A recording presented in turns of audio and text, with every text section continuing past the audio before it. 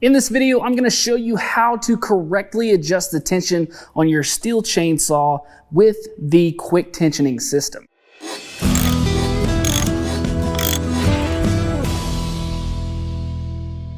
What's up guys? This is Brent with 24/7 Parts, and we are working on this Stihl MSA 160 today with the quick tensioning system.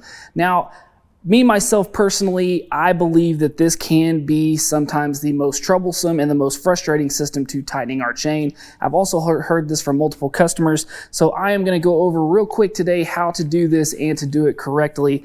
Now, whenever I'm working on tightening up a saw chain, I do like to have gloves on, as you do have to roll the chain to make sure that you have that nice and free. So first thing you're going to do, go ahead and break out a set of gloves just to make sure we're not going to cut those fingers. Now, the next thing we want to do, if we're working with a battery saw, we want to go ahead and make sure that we don't have a battery in. And then also, if we're working with a gas saw, a good rule with them, maybe if you just want to be extra cautious, is to go ahead and remove the spark plug, just so you don't happen to have any type of firing of any kind by accident. Now, the next thing we want to do is make sure and take our chain brake loose. That way we're able to roll this chain and then also move the tension without any issues. Now, right here, I've got this MSA 160 and I do have the bar and chain put on, but I'm going to go ahead and take off this cover so you can see just exactly what that looks like here on the inside. Now, this is going to be different than what you see on a normal chainsaw. For here, we have a sprocket that is driven right here on the inside of our cover. And then we also have a dial up here at the top that is going to roll that sprocket once the cover is put on to be able to add that tension or loosen it from the chain. So what we're going to do is we're going to go ahead and start by putting on the cover. We want to put that on and just lightly tighten that up. We want to have it tight enough that the chain and the blade are not going to come off, but we don't want it too tight that it's going to interfere with doing the tensioning of this chain.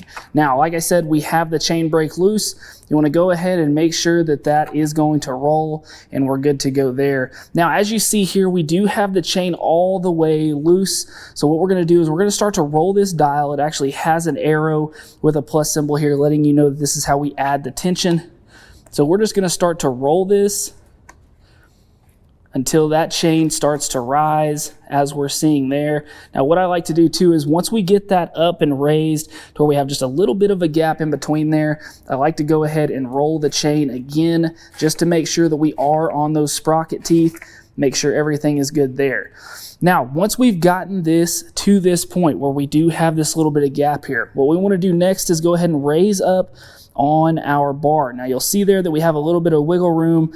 We've got a little bit of back and forth here too, so now would be a good time to tighten down just a little bit more on our outer cover.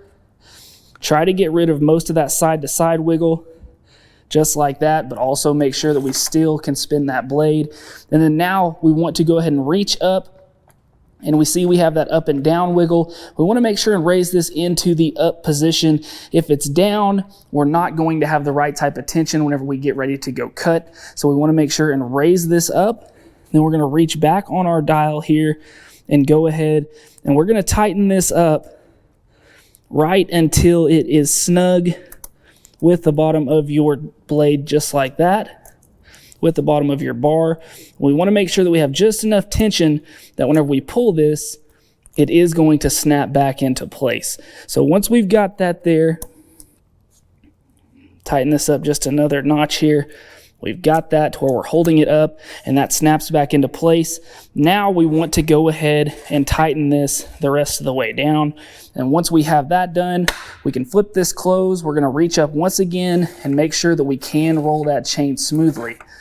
Now, I know that there are going to be some people out there that say that they have heard for all the years of their lives that you want just a little bit of gap in between the bar and the chain here, but that is not going to be the case. You want to make sure that whenever you're tightening this up that it is snug to the bottom, but that you can pull down on it just like that, but not pull down enough that your teeth are going to come out of the bottom of that chain. And the reason being is that this chain, once it gets hot and it gets lubricated, this chain is going to tend to stretch just a little bit. So if you already have that gap, in between your bar and chain, and then it heats up and stretches out. Then you're gonna have the issues where those teeth can sag down and get outside of that bar. And that's when we run into the issues where the chain can come off the bar and cause you all kinds of problems. So just make sure that you're following these instructions. Make sure and get that nice and snug on the bottom. Make sure when you are tightening, you're raising up on this bar. Make sure we get everything tightened back down, and then you should be ready to go. So guys, I hope this video helped you out. If it did, I just ask that you would hit that like button and subscribe to the channel. Also, if you're looking for any John Deere parts at all, make sure to check us out at 247parts.com. And as always, guys, thanks for watching. We'll see you next time. Hey guys, make sure to go buy your parts right here and subscribe right here.